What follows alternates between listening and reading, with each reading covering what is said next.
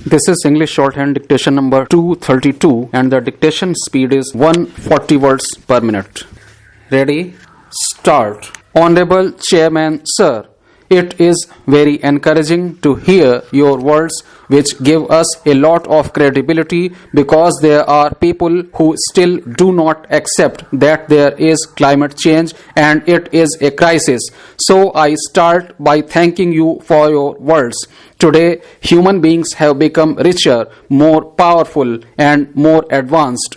The literacy rate is much higher than ever before, but today's youth have never ever been faced with this kind of climate anxiety. Their minds are dominated by fear. When I was talking to a group of youngsters, one of the boys told me that he is not sure whether he will reach the age of 50. It was very disturbing to listen to a young person saying that he does not know whether he will reach the age of 50. We cannot wish climate change away. We cannot make fun of climate activists, or we cannot ignore this problem saying that there is a conspiracy behind it. Our oceans are heating up, rains are acidic, forests are burning, coasts are eroding, sea levels are rising, and people are getting displaced. That is the truth. We are fighting and playing politics over caste, religion, and racial differences. While we are doing all these, we are losing the only habitat known to humankind.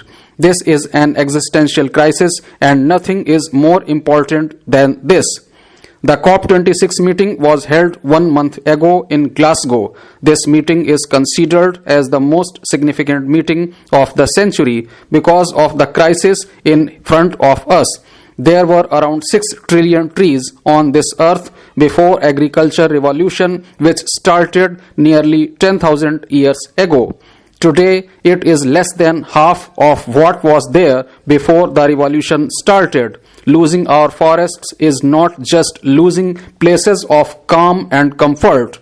We are losing the diversity of life, human health, the livelihood it provides, and the climate resilience it gives to the earth. Global warming is simply increasing carbon emissions in the atmosphere more than what can be absorbed by the trees, seas, and natural environment. We should all join our hands together to combat it. The IPCC report of 2018 also warned us that global warming will increase during the 21st century unless there is a massive reduction in greenhouse emissions in the coming decades. The COP26 agreement has set an ambitious goal of reducing it to a level which is equal to the pre-industrial revolution levels. Our Honorable Prime Minister has made 5 important commitments in the Climate Summit. All 5 commitments made by India are about mitigation aspects of climate change. The final commitment of achieving net zero emissions by 2070 has received the highest praise. Sir, I would like to ask what it means to achieve net zero emissions by 2070 for India. How is the government going to achieve this target? We have not even achieved 2/3 of what we have to achieve. So, how are you going to keep up the promise you have made to this world? To achieve its new goals, India will need to do much more in a holistic way. For instance, our country has a target of achieving 40 gigawatts of energy from solar power by 2022. But so far, we have not been able to achieve even 20% of that. In the transport sector, India is expecting an increase of around 30% in the share of the electric vehicles by 2030. Our target is 30%, but it has to be nearly 85 to 100%. How are you going to bridge this gap? The next major roadblock for India achieving its net zero emissions is India's increased reliance on coal for power generation. More than 52% of India's energy needs are met by coal alone, and more than 60% are from fossil fuels. While in the past 7 years, the country has invested rupees 5 trillion in renewable energy, the investment in fossil fuel industry has come down only by 4%, which is around rupees 245 trillion. So, how are you going to keep the promise you made to the world? The thermal power plants are a major source of carbon emissions. How are we going to reduce this? We did not do anything to cut the emissions. It is because private players do not want to spend money on methods to cut down the emissions, and even the government did not want to do it. I would like to ask whether it is human lives or the costs which are more important. It is very clear that the reliance on coal for energy in India will continue and it will peak by 2040.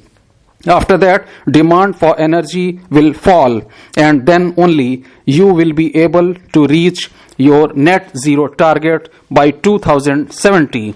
You have not started honoring your commitments. You are just pushing deadlines. How will you achieve what you have promised to do? Sir, everybody blames the developed nations, and it is true that all of us are paying the price for what the developed nations did. Today, India wants to position itself as the voice of the developing nations and the third world countries. It is our duty to make sure that they have made a commitment of rupees $100 billion to combat climate change. Today, what we eat, how we travel, and how we live has an impact on environment. Who is making profits out of it? It is the big corporate companies. These corporate companies do not let justice be done to people. Their lobbies will not allow the governments to make policy changes, and they do not allow justice to be done to the people.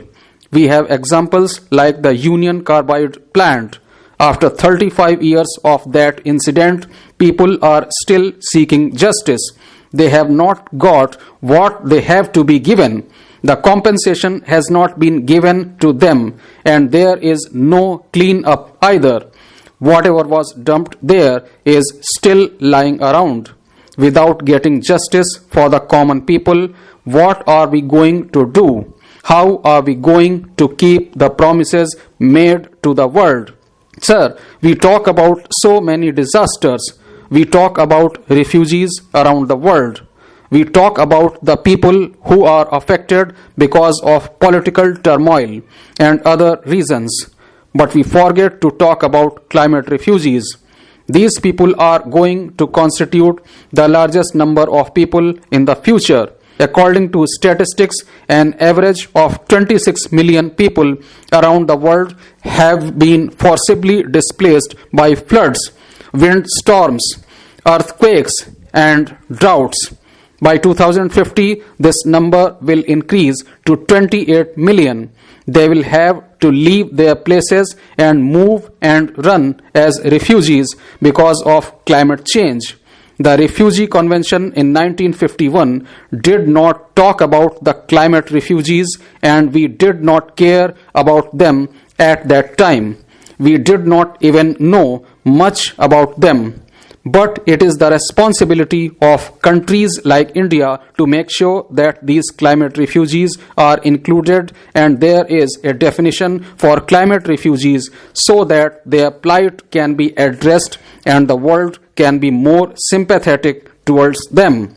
In India itself, close to 1.5 million people are being displaced every year because of climate change and because of extremities which we face every year. This displacement of people does not affect just the people of our country, but even neighboring countries are going to be affected because of the rising water levels in the sea, and if they are submerged, then people will try to take shelter in our country and we will be affected.